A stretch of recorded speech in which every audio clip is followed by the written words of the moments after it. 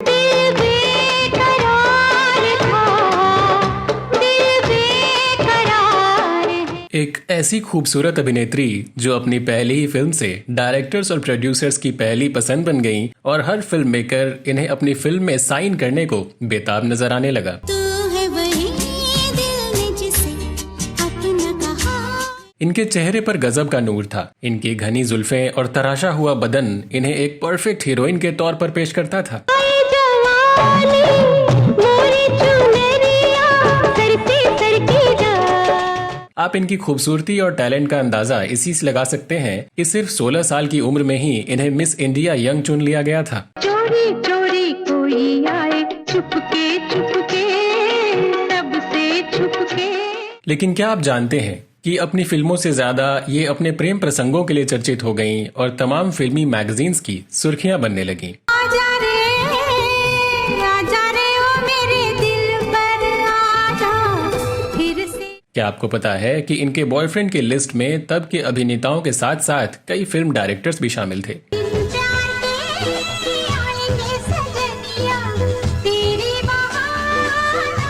और क्या आप यकीन करेंगे कि जब इन्हें अपने पति की बेवफाई का पता चला तो उन्हें सबक सिखाने के लिए इन्होंने खुद ही किसी गैर मर्द के साथ सोने का प्लान बनाया और फिर जो हुआ उसे जानकर आप हैरान रह जाएंगे। रब मुझे माफ करे, मेरा इंसान। तो कौन थी ये अभिनेत्री और क्यों इतनी विवादित रही इनकी पर्सनल लाइफ, आइए जानते हैं। नमस्कार दोस्तों, मैं हूं प्रत्युष पांडे और आप देख रहे हैं बेबाक बॉलीवुड।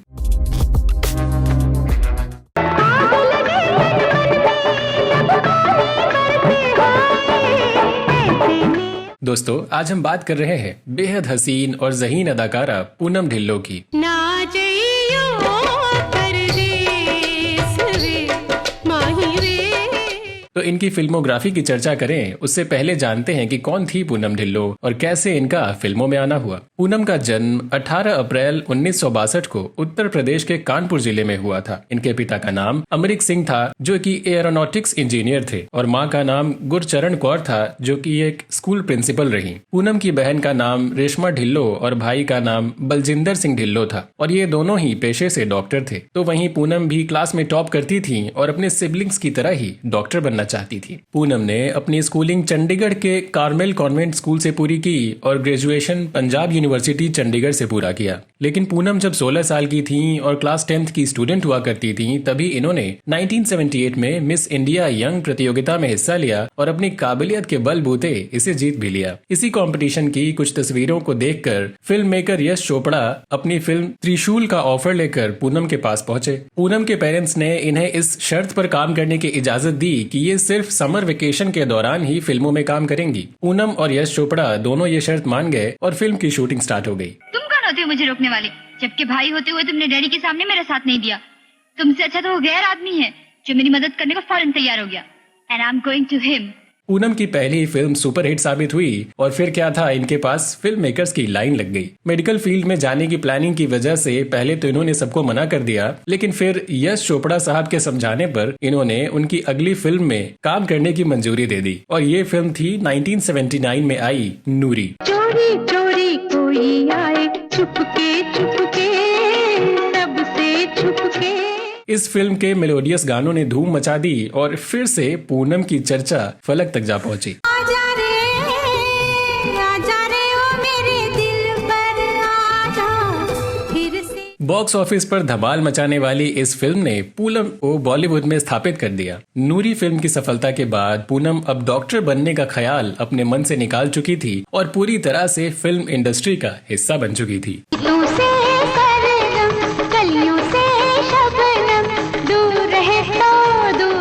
इसके बाद पूनम ने राजेश खन्ना के साथ रेड रोज और जितेंद्र के ऑपोजिट निशाना और आर.के. बैनर की फिल्म बीवी और बीवी में काम किया, पर ये तीनों ही फिल्में बॉक्स ऑफिस पर अच्छा बिजनेस नहीं कर सकी। पर इसी बीच इन्हें राजेश खन्ना के साथ फिल्म दर्द और कुमार गौरव के साथ फिल्म तेरी कसम में काम करने का मौका मिला जो कि सुपरहिट साबित हुई।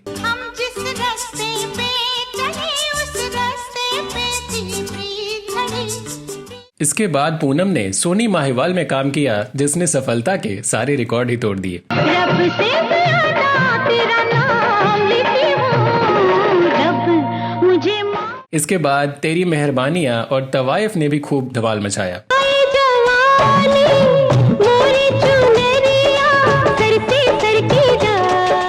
फिल्म बंटवारा, गिरफ्तार, कर्मा और नाम में भी पूनम के काम को खूब पसंद किया गया। तेरे देखी तू जाने मैं अपने देखी जानू मैं तुझ पे मरती हूँ। पूनम ने उस दौर के सभी बड़े अभिनेताओं के साथ काम किया और एक चर्चित मजबूत अभिनेत्री के तौर पर अपनी पहचान बनाई। चलिए अब बात करते हैं इनके लव अफेयर्स और शादी की। मीडिया रिपोर्ट्स की माने तो इनके बॉयफ्रेंड की लिस्ट में उस दौर के अभिनेताओं के साथ साथ कई बड़े फिल्म मेकर्स भी शामिल रहे, जिसमें पहला नाम रहा डायरेक्टर रमेश तलवार का, जो कि फिल्म नूरी के को प्रोड्यूसर थे। नूरी फिल्म की शूटिंग के दौरान रमेश और पूनम में दोस्ती हुई। 1980 के दशक की शुरुआत में मीडिया में पूनम और रमेश के अफेयर की खबरें छपने लगीं, लेकिन दोनों ने इसे अफवाह कहकर नकार दिया। तो वहीं फिर खबर आई कि पूनम ढिल्लों और रमेश तलवार ने गुपचुप सगाई भी कर ली है, लेकिन इस पर पूनम खामोश रही। कुछ समय के बाद इन दोनों के इस रिश्ते का अंत हो गया और ये खबर भी मिर्च मसाले के साथ मीडिया की सुर्खियां बनी। किसकी सजा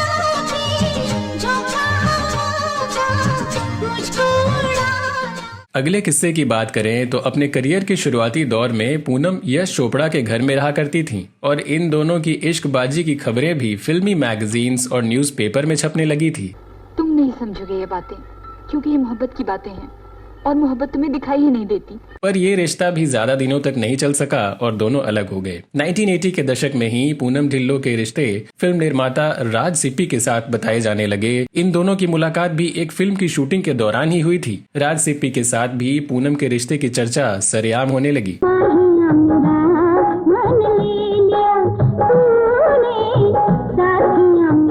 बताते हैं कि पूनम तो राज से शादी करने का जिद भी करने लगी थी, लेकिन शादीशुदा राज सिप्पी अपनी पहली पत्नी को छोड़ने के लिए राजी नहीं थे और इस तरह ये खोखला नाजायज रिश्ता भी टूट गया। मैं सब समझती हूँ चंदर, लेकिन तुम क्यों नहीं समझते?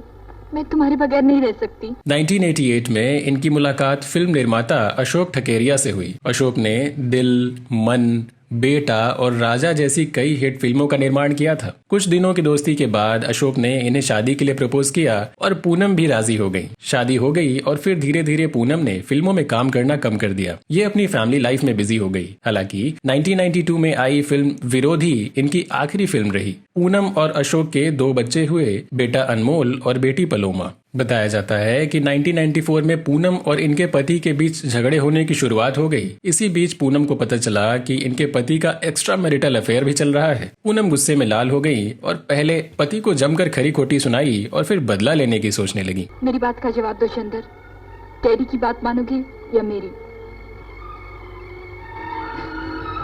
समझ गई। उसी दौरान हांगकांग के एक बिजनेसमैन कीकू से किसी सिलसिले में पूनम की मुलाकात हुई और दावा किया जाता है कि पूनम उनके साथ रिश्ते बनाने लगी। जाहिर है कि पूनम और इनके पति अशोक के बीच अब सिर्फ बदला लेने का खेल खेला जा रहा था और पति पत्नी का पवित्र रिश्ता दोनों तरफ से खत्म हो चुका था। इसके बाद पूनम और अशोक ने 1997 में एक दूसरे से तलाक ले लिया। फिर 1997 में फिल्म जुदाई से पूनम ने अपने फिल्मी करियर की दूसरी पारी की शुरुआत की। हालांकि अब इन्हें कैमियो और कैरेक्टर रोल ही मिल रहे थे। फिर ये छोटे पर्दे पर भी नजर आने लगी। 1995 में टीवी शो अंदाज, 2002 में टीवी शो चुस्त दुरुस्त और 2002 से 2004 में टीवी शो किटी पार्टी में भी इनका अभिनय देखने को मिला। फिर 2009 में ये बिग बॉस का हिस्सा बनी और इसके तीसरे सीजन में सेकंड रनर अप रही। पूनम, बिग बॉस आपको ये जिम्मेदारी देते हैं कि आप ये सुनिश्चित करें कि अब से क्लोरिया और प्रवेश एक दूसरे से बिल्कुल भी बात नहीं करेंगे। 2013 में इनकी बड़ी वापसी सोनी टीवी पर एक धारावाहिक एक नई पहचान के साथ हुई और इसके बाद इन्हें 2014 और 2021 में कपिल शर्मा के comedy show comedy nights with Kapil में एक गेस्ट के रूप में देखा गया। फिल्मों में आई तो एक छुट्टियों में एक छोटी सी फिल्म सोचा कर लूंगी। छोटी सी फिल्म मतलब त्रिशूल थी वो।